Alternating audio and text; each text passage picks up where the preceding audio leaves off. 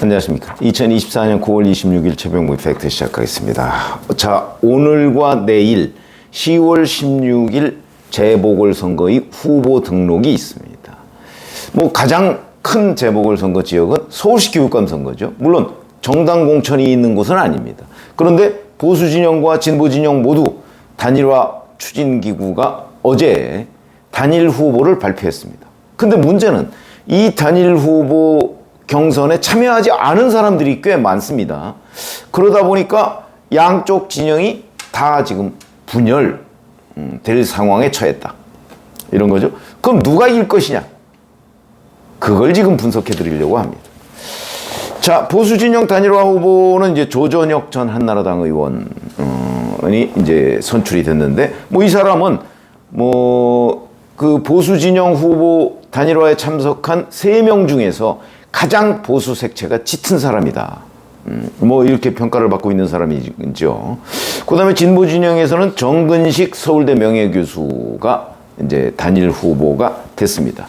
아까 제가 말씀드렸듯이 변수는 단일화에 불참한 후보들이다. 보수 같은 경우는 윤호상 전 서울미술고등학교 교장, 그 다음에 김영배 전 상명대 특임교수, 이 사람들이 이제 독자 출마를 선언한 상태입니다. 과연 오늘 내일 후보 등록을 할 것이냐? 왜 그러냐면 주변에서 계속 분열을 우려해서 아마 설득 작업을 할 가능성이 대단히 높습니다. 그 설득 작업이 노골적이면 이게 선거법 위반이 될 가능성이 있는데, 뭐 드러나지 않으면 뭐 그 위반이라고 하기는 어려운 상황이죠. 보수가 이렇게 2명 정도가 지금 독자 출마를 선언한 상태인데, 이제 단일 후보 빼고 진보는 더 많습니다. 진보 진영은 조기숙 전 노무현 정부 홍보수석, 김재홍 전 서울 디지털대 총장, 방현석 중앙대 문예창작과 교수, 최보선 전 서울시 교육위원, 이렇게 지금 4사람이 독자 출마를 선언한 상태거든요. 자, 그러면 이제 어디가 더 많이 분열할 것이냐? 우선 숫자상으로 보면 진보 진영이 더 많습니다. 그런데 여론조사를 보면 진보 진영 후보를 뽑겠다, 이게 훨씬 더 많습니다. 최근의 여론조사를 보면요, 조원 CNI라는 데가 21일과 22일 가장 최근에 한 거죠. 이때 보면 진보 진영 후보에 투표하겠다, 이게 43%입니다. 보수 이게 32.5%. 그럼 10.5%포인트 차이죠. 오차범위 바뀝니다. 이걸 보면 결국 우리가 이제 흔히 보수, 진보, 그리고 중도 뭐 이런 얘기를 하는데, 중도에 있는 대부분의 유권자들이 진보 쪽으로 가겠다, 뭐 이런 얘기가 되는 것 아닌가, 뭐 이런 생각이 들고요. 그 다음에 KSOI, 한국사회여론연구소죠. 여기가 조금 시간은 됐습니다만은 8일, 9일 조사한 걸 보면 진보 34.4, 중도 23.9, 보수 24.2, 모름 17.4 이렇게 돼 있습니다. 그런데 이 보수 단일화 경선에 불참했던 윤호상 그 전 서울미술고등학교 교장 같은 경우는 이 여론조사에 있었는데, 여기서 수치가 6.4% 정도 나왔으니까 이거 뭐 지지도가 아주 높다고 하기는 어렵습니다. 근데 이제 독자 출마를 한다고 했죠. 그러니까 6.4% 여론조사에서 나왔으면 제법 많이 이 보수 단일 후보의 표를 가져갈 수도 있겠다, 이렇게 예상이 되고요. 반면에 이제 이 여론조사에 조기숙 전 수석이나 김재홍 전 총장 같은 사람은 그 여론조사 대상에 그때 포함이 안 됐었습니다. 근데 특히 조기숙 교수 같은 경우는 인지도가 꽤 높거든요. 그러니까 진보 진영이 조기숙, 김재홍 이렇게 인지도 높은 사람들이 이제 독자 출마를 끝까지 고집한다면 분열될 가능성이 더 높다. 그러니까 보수의 분열보다는 진보의 분열이 더 몫이 클 가능성이 있다. 그런데 여론조사상으로는 진보 진영에 투표하겠다는 사람이 오차범위 밖에서 앞서고 있다, 이런 얘기가 되는 거죠. 그러면 우리 이런 거 한번 보시죠. 실제 투표에서 어떻게 나타났는가. 2년 전에 조희연 후보가 38%를 얻어서 당선이 됐습니다. 근데 이때 보수 진영 후보인 박선영, 조전혁 두 사람 걸 합치면 46.6이었습니다. 그러면 오차범위 밖에서 보수 진영 후보가 사실은 앞서 있었다. 근데 분열로 조희연 후보가 어부지리를 했다. 이렇게 볼 수가 있고, 그로부터 또 4년 전인 2018년에도 보면 이때는 조희연 후보가 많이 얻었습니다. 당선됐죠? 46.6%로 당선이 됐습니다. 근데 이때도 보수 후보라고 하는 박선영, 조영달 두 사람 걸 합치면 53.4%입니다. 이때도 역시 보수 진영 후보가 더 많은 표를 얻었다.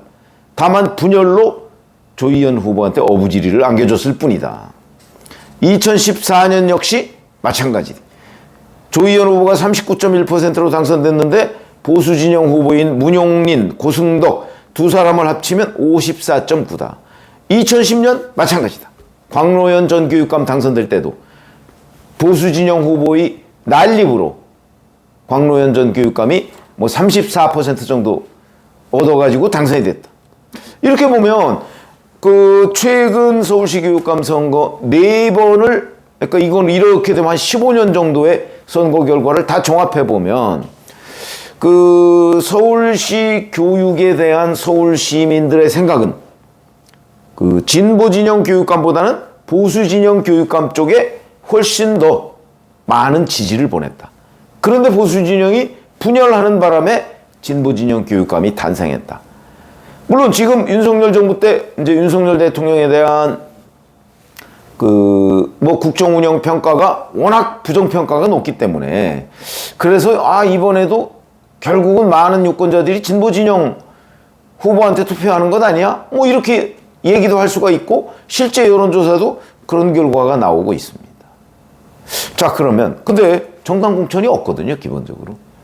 그러니까 그냥 이제 서울 시민들은 뭐 국민의힘 후보, 민주당 후보 이런 사람을 선택하는 게 아닙니다.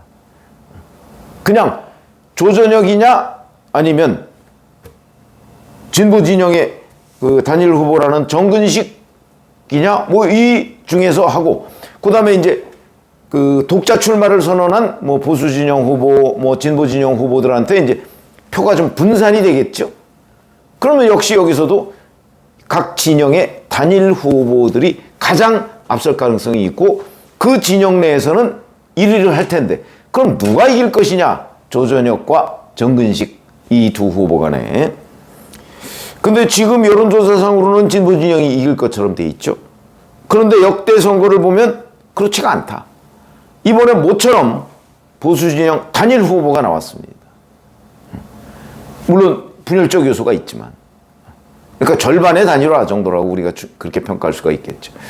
이 정도고 역대 선거 결과를 종합해 보면 그러면 보수 진영 단일 후보가 이길 가능성이 저는 훨씬 더 높다.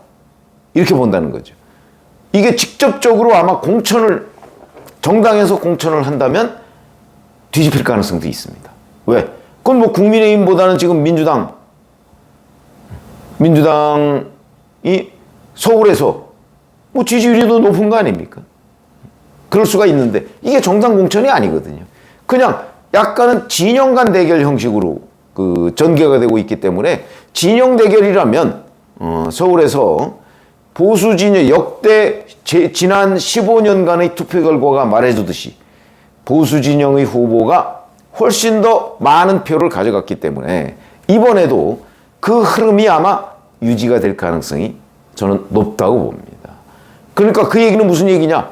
중도라고 본인을 답하는 사람, 이 중에 상당수가 실제 투표에서는 보수 진영 후보에 투표할 가능성이 더 높다고 제가 보기 때문에, 그러면 이번에 그 뭐 절반의 단일화, 뭐 양쪽 진영이 다 똑같습니다.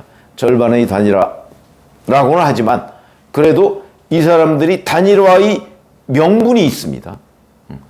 나머지는 독자 출마고 이 사람들은 여하튼 단일화 기구를 통해서 경선을 했고 뭐 여론조사든 뭐 그 투표인단이 선거인단이든 해서 거기서 단일 후보로 옹립된 사람이기 때문에 이 사람들의 대표성, 상징성 이런 것들이 꽤 있다고 보여지고요.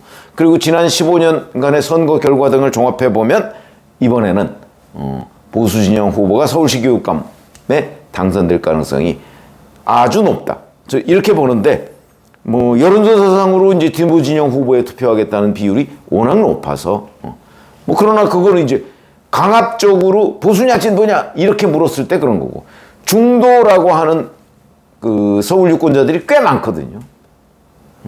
그렇기 때문에 이 사람들이 어느 쪽에 손을 들어주느냐인데 근데 하여튼 역대 결과를 보면 그 지난 몇 차례의 그 서울시 교육감 선거 결과와는 이번에는 다른 결과가 나오지 않을까. 뭐 이렇게 그 뭐 제 나름대로의 판단입니다. 한번 그 뭐 10월 16일이면 뭐 얼마 남지 않았습니다. 뭐 저도 투표권자고요. 그러니까 한번 상황을 좀 지켜보자. 근데 이번에는 과거보다 훨씬 더 보수 진영의 후보가 당선될 가능성이 높아졌다 이렇게 말씀을 드립니다. 고맙습니다.